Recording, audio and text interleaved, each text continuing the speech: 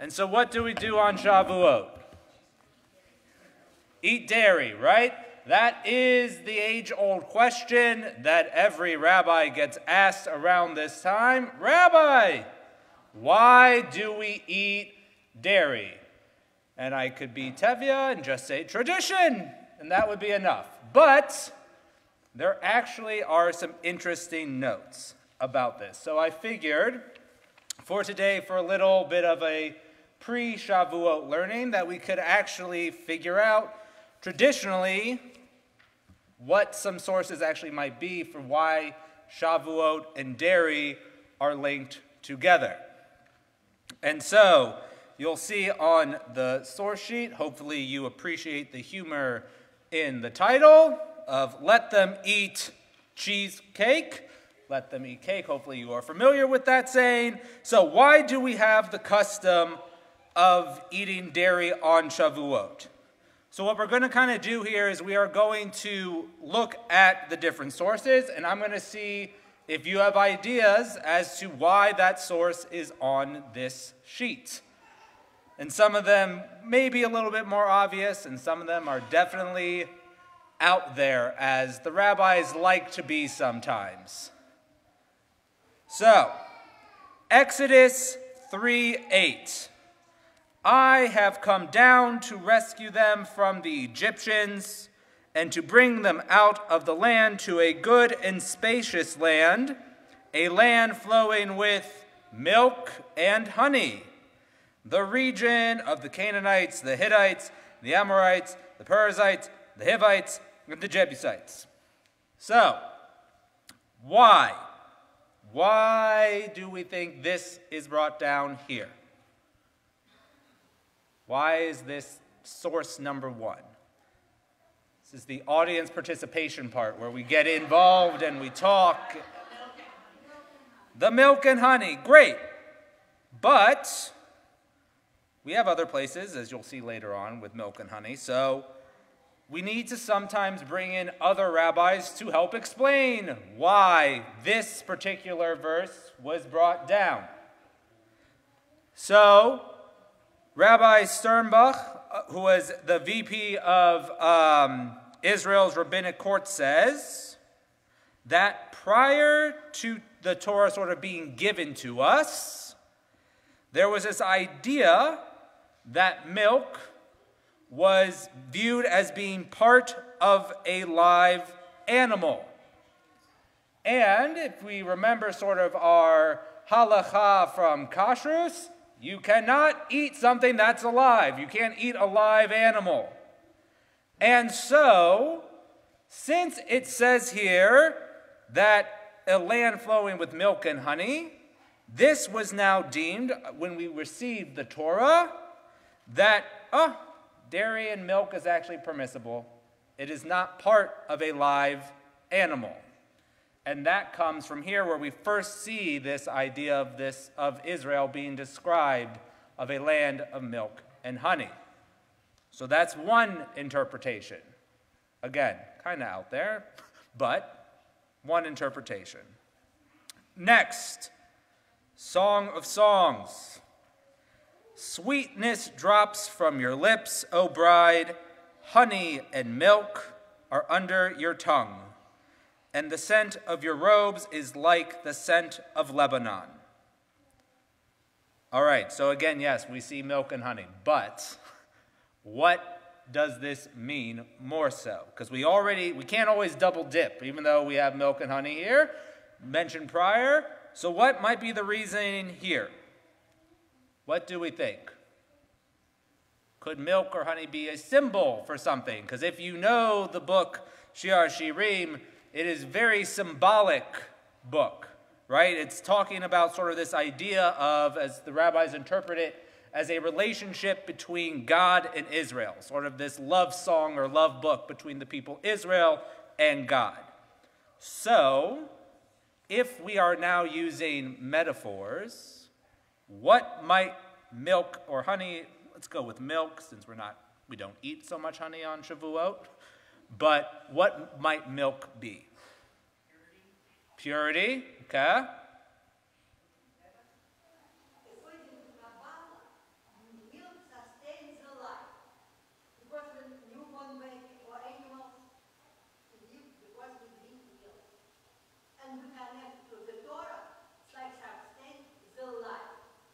Very good. Another way, milk is color white.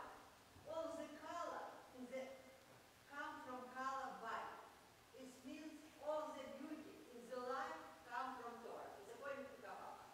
Fantastic. So, exactly. Thank you. That is it. There's your answer. Torah equals milk in this metaphor. It is the thing that sustains us as a people. It is the thing that allows us to survive, if we really look at it from that metaphor. Right? We'll get back to the baby part and of all that, because there is a note that I have here on that, but we will get to it. But again, and that is sort of something that is brought down, that sort of interpretation that we just heard is also brought down by Rabbi Meir Horowitz, who's in his Omne Noam. So now, this next one, Numbers 28:26.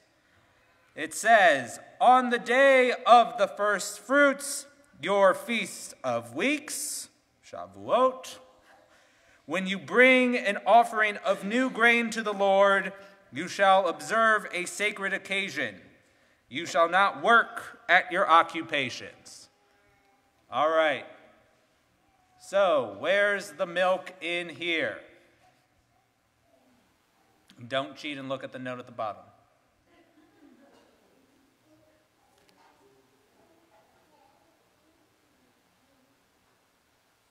The rabbis like to have fun and play with words, and this one you might need to look at the Hebrew, which is why it is provided.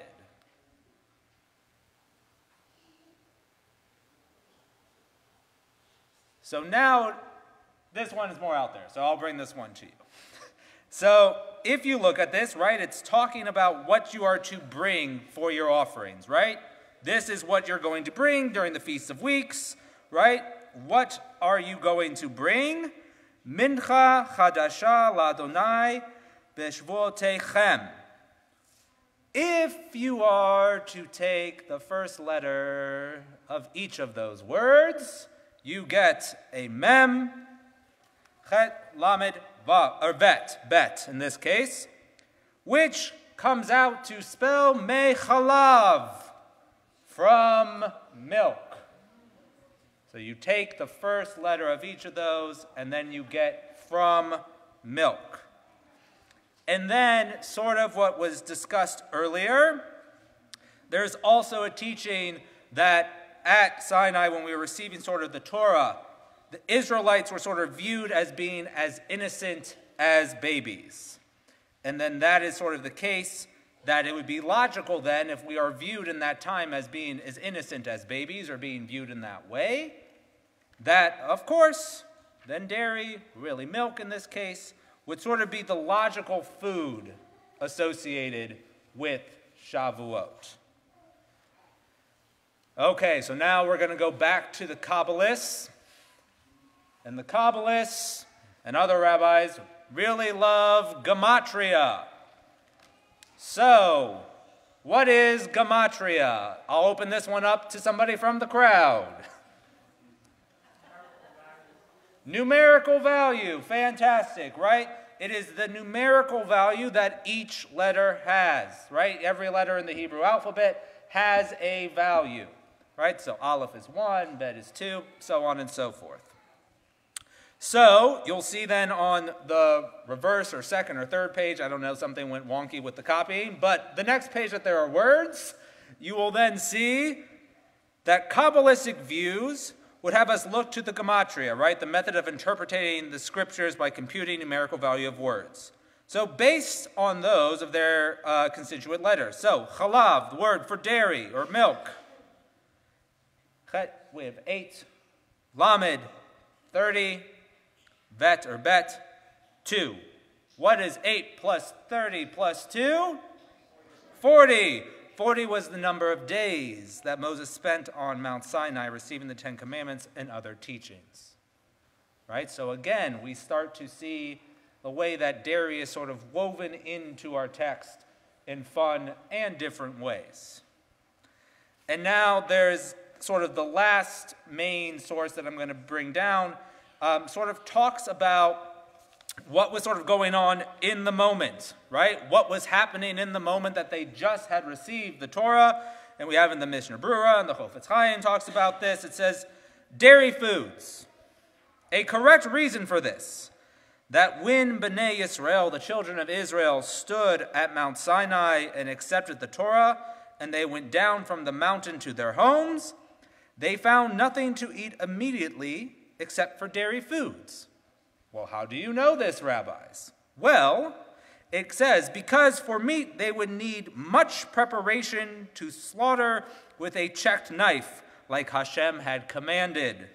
Therefore, they chose on account of the time to eat dairy foods, and we do this as a commemoration of this. So the idea being there really that the minute that we got the Torah, all of a sudden, now we have to follow all of the laws of the Torah, including shechita. And therefore, did they have somebody, did they really have a butcher yet? Did they really know how to do this? Did they have the knife checked, right? It was going to take a while to celebrate this joyous moment.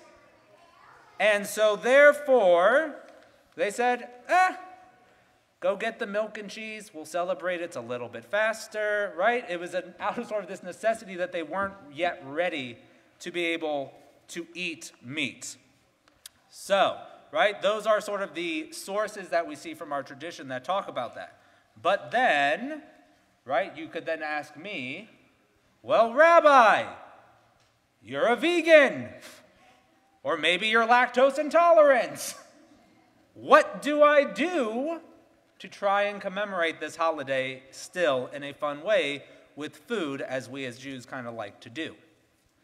And so, vegan or can't eat dairy, no problem. Here's another fun sort of tradition, and this is at the bottom of that page, where it says, some will eat kreplach. Always looking for good reasons to eat kreplach, which is a three-cornered dumpling that can be stuffed with vegetables. The tradition of eating the three-cornered dish is supposed to be a reminder of the Bible, the Tanakh, that is comprised of three separate sections.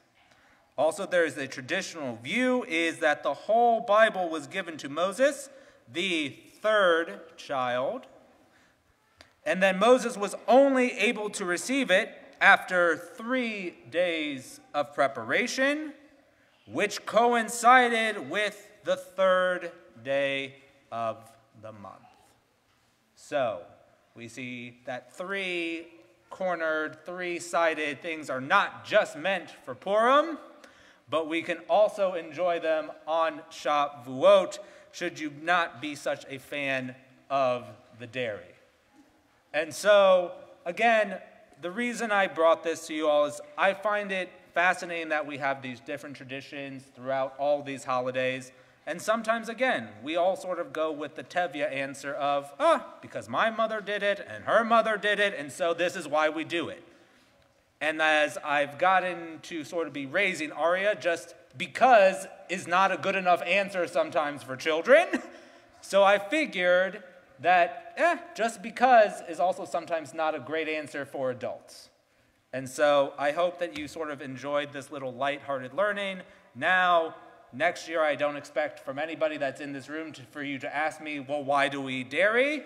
Hold on to the sheet and then you can look at it again next year and remember why dairy and milk are associated with the holiday of Shavuot.